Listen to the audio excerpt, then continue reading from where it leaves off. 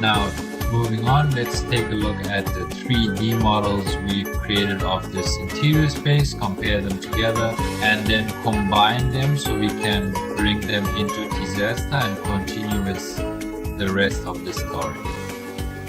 As you know, I use two methods for filming in order to create the input for my 3D model: time-lapse and video.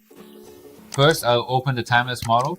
I try to keep all the settings in Metashape software the same for processing these two models so that the output models could be compared with each other. This is my time-lapse model, as you can see. Just one thing I should mention is that I forgot to do the smoothing step on my time-lapse model. That is, after I decimated the mesh at the end, I should have also smoothed it. So there might be a bit of roughness on the walls. That's the reason for it. But overall, everything else is exactly like the 3D model I created from the video. Alright. Let's take a good look at this. Now, let's open the model generated from the video as well.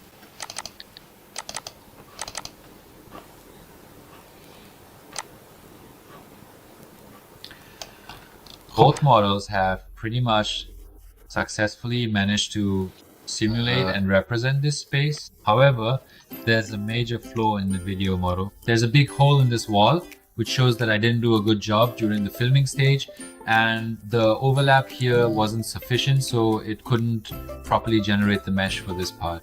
So I should have walked more slowly during filming, moved more carefully, and captured the footage more precisely.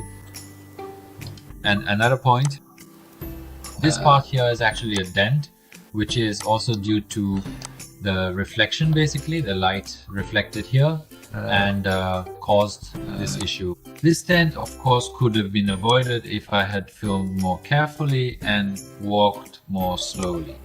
I can make this same model again so that these issues can be fixed. And for these, I need to export more frames from my video this time so that there will be more overlaps in Metashape, allowing the software to model the meshes better and prevent any areas from ending up without data or with holes like this. Well, in the initial comparison, it seems that the time-lapse method produced a better result. The time-lapse had several advantages. First, the file we want to extract from our camera is a very small file. If you remember, it was about 1 gigabyte, but the video file where we actually recorded a specific location with a fixed size, its time-lapse was 1 gigabyte. The file itself, the video was nearly 3 gigabytes. So that's one point. And also during the processing stages, when we wanted to stitch, you saw two files. The 1 gigabyte file took much less time to stitch, whereas the 3 gigabyte video took much longer to process. These are two advantages of time-lapse. The next advantage was during the export stage, you saw that it went much faster and we were easily able to export 60 images from it. This is also because of its smaller file size. These are all its advantages. And as you saw, in the end, it also gave us a good 3D model. Let me go back and open the time-lapse 3D model again. Given all this and the advantages I mentioned, well, this 3D model is an acceptable 3D model. Now, if you don't mind, I want to talk about its drawback. Suppose this 3D model wasn't acceptable. What could I have done? Well, I would have to go back to that time-lapse file, export more photos from it, and model it again. And if I keep repeating these steps, exporting more and more photos each time to get a better model. Keep in mind, our time-lapse only had 192 photos that I could export. Meaning, even if I export all the photos to ensure proper overlap, there are only 192 in total. And it's possible that even with those 192 photos, I might not get the desired result. On the other hand, in my video, I had 2,200 photos. I had 2,200 frames that I could extract. And with these 2,200 frames, I can definitely find good overlap between them. If I export more photos or rather more consecutive frames, the photos will definitely have better overlap. The final model will definitely be of higher quality, and ultimately I will be able to create that 3D model. But in time-lapse mode, I can't do more than 192 shots, and I'll have to go back and shoot again. So a very important point when shooting with time-lapse is that you need to move as slowly as possible. That means if you want a time-lapse that gives you as much flexibility as video, you should take about one step every 2 seconds, so you can have a time-lapse rich in photos, allowing you to export as many images as you want from it. That's the next point. Another point was that the resolution of the photos obtained from the time-lapse was actually lower than the resolution of the photos extracted from the video. I've recorded all the steps so you can check them out. I considered all the export steps exactly the same for both methods. That is, for converting or stitching the video, I tried to use ProRes, and even when exporting the photos, I always tried to set the resolution to the highest possible value. But as you saw in the output, in the end, the resolution of the photos exported from the time-lapse was somewhat lower than the photos obtained from the video, and these two are also disadvantages of time-lapse. And now I want to leave it up to you to decide which method is better. Based on my experience, I've done these kinds of projects both with time-lapse and with video. In the end, I decided to use video because it gives me more flexibility for post-processing. In situations where I end up with too few photos, and experience has shown that sometimes while shooting you forget how slowly you need to move. Until you get used to it and develop that standard movement, you might sometimes move too quickly in certain parts. There might be some spots that are out of your reach, so you extend the monopod to let the camera record. Don't count that movement of your monopod. That's actually 1 step per second, and in those moments you might move too quickly and miss the shot, or the ultra copy might not be there and your output might lack quality. That's why I personally use video, and I recommend that you use video as well. But if your computer is weak and can't process video, time-lapse is a good option. Keep in mind that you should move very slowly while shooting, so your time-lapse will be rich in photos. Now, moving on, I want to show you these two models I created with time-lapse and one with video. These two are a bit different from each other, and the difference is noticeable. I want to merge them together. Not completely merge them, but place them side by side to create two separate floors of a building. Let's assume that we have two separate floors and we want to show them separately in our virtual tour. How can we do this? For this purpose, I need to introduce a new software to you. Unfortunately, there are so many layers of software involved that it might get a bit confusing, but I'll try to explain it in the simplest way possible and avoid giving unnecessary details so you can get exactly what you need from it. And if you'd like to learn about its other aspects, you can search and learn on your own, or you can request it and I'll add those parts for you in the regular tutorials. But for now, let's go ahead and combine these two models. For this, I'm going to use Blender software. Blender is a free open source software. You can download the latest version from its official website, install it, and use it easily. I've already installed Blender and opened it. And when you open Blender, this cube is there by default. I select the cube. I press delete to remove the cube. I go to the file tab because I want to import 3D models. Import. My model is in GLB format, GLB/GLTF. I select it and go to where my model is located. I saved it on the desktop so I can access it more easily. 3D modeling edges of Metashape. First, I import the time-lapse. I select the 3D GLB model and import it. My model has been imported. Okay, the model has been imported. As you can see, it doesn't match with the grid inside Blender, so I rotate and move it a bit to fit it to the coordinate grid inside Blender. I select the model. Sometimes when you import your model, it might have different parts. And in this section where my mouse is, those parts are shown separately. And if you want to merge them all into one, you select all of them.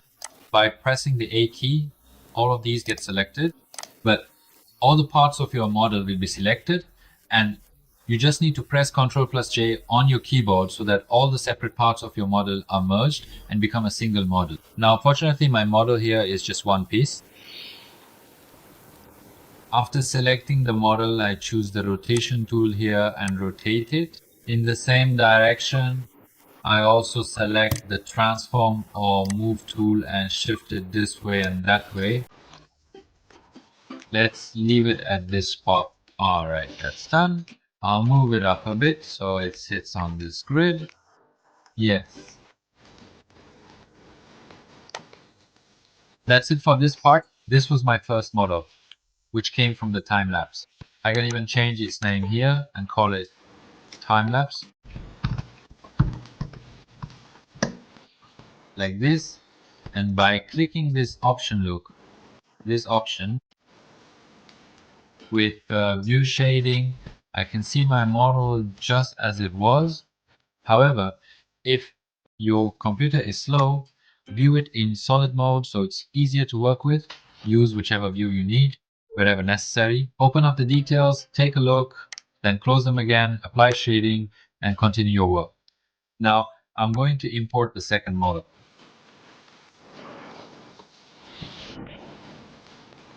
CLP. I go back, video 3D model, CLP, and I import my model. As you can see, the scales don't match. I didn't want to go into more detail about the Metashape software here. We could have made the scales match right there, and actually there were some extra steps we could have taken, but I didn't want to get you involved with those. But overall, the point is that we could have set a reference there, that is, we could have used a wardrobe, table, or chair whose dimensions we know in reality. We could have entered its dimensions into the software and measured on the photos, telling the software that, for example, in this photo where the chair appears, the width of the chair is 60 centimeters, or for instance, the height of this table is 90 centimeters. The software takes these into account, and the model it outputs is to scale. Its scale is real. However, the scale of my model here isn't real, so I'm going to enlarge its scale. All I need to do is come to this section and select scale. Either I use the scale tool and stretch these axes to enlarge the model, or I press the N key on the keyboard to bring up this window. If I press N again, it disappears. Press it once more and it reappears. And from this section, I can scale. For example, I want to double the size of this model.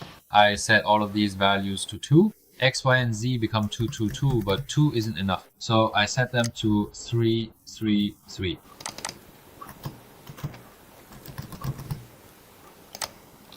Three is sufficient. Alright, I rotate the model like this. I align it with this grid. I move it like this. And I lower it a bit because, for example, I want to show the lower floor like this. Okay. Now, let me add the model I made with capex to these as well. What's wrong if I make it 3?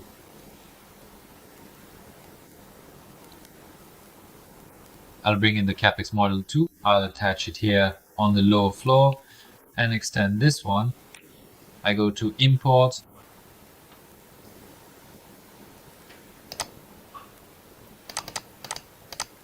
I import the capex list and the model. Alright, you can see that the capex models, rotation and scale don't match.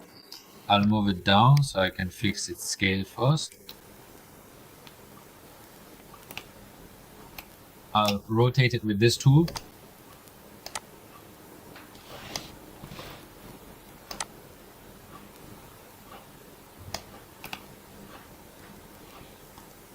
And this side. An important point I should mention is working with the mouse inside Blender. Look, if you press down the mouse wheel, it acts as a button that clicks. When you click it, I can rotate the model like this, and the left click is used for selecting and doesn't have any other function. It only selects, and the right click brings up some options. So you should rotate with the wheel and then move things around with the left click. I bring it up, align it with another one, and rotate it again like this. And I think I should set the scale to 5 so that its size matches. But 5 was too much for it. For all was good, let's make sure the rotation is correct first.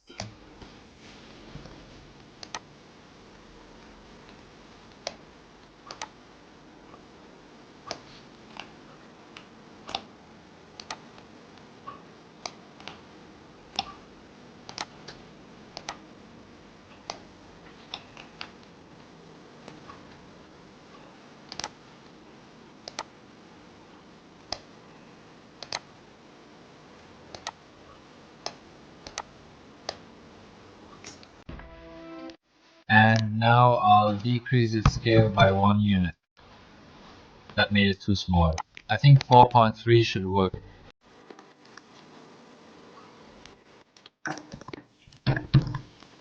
That's right.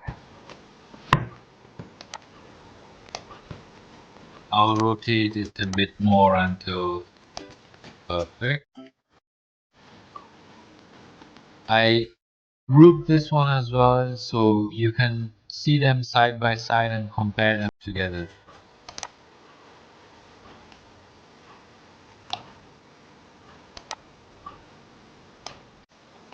Alright.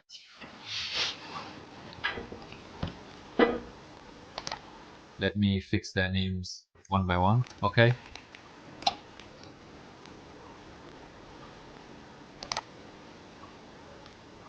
Which one is the Copic model?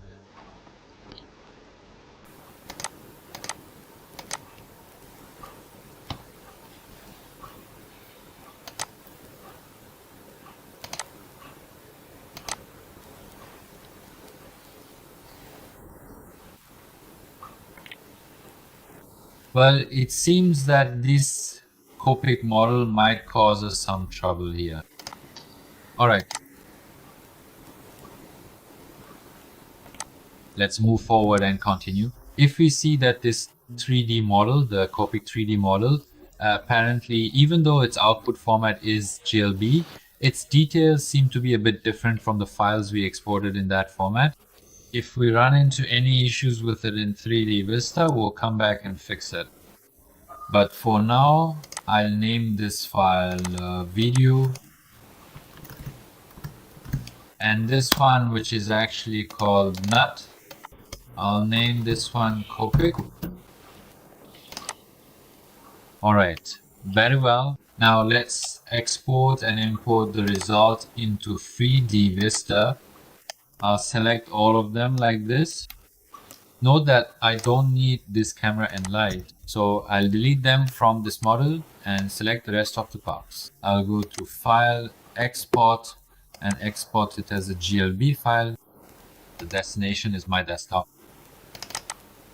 I'll select 3D model and just save it out here as final or even just 3D model. I'll save it as 3D model. Also, remember that the GLTF binary option should be left empty and this section shouldn't be selected. There shouldn't be a GLTF with embedded textures. The GLTF binary should be empty, and then I'll export it. Let's check how large the Copic file was. The Copic file size was 13 megabytes. So our output file should be around 13 or 14 megabytes. It should be almost 30 megabytes, which is correct. Right now, our output file is about 36 megabytes. Well, this 6 megabyte difference is due to the texture compression algorithm used. Metashape actually has a very advanced and effective algorithm for compression, and I highly recommend it. If I import this same file back into Metashape, and export it again, it will further reduce the file size. But I won't do that now. I'm going to minimize Blender now because I feel like I might need it later. I'm going to open the 3D Vista software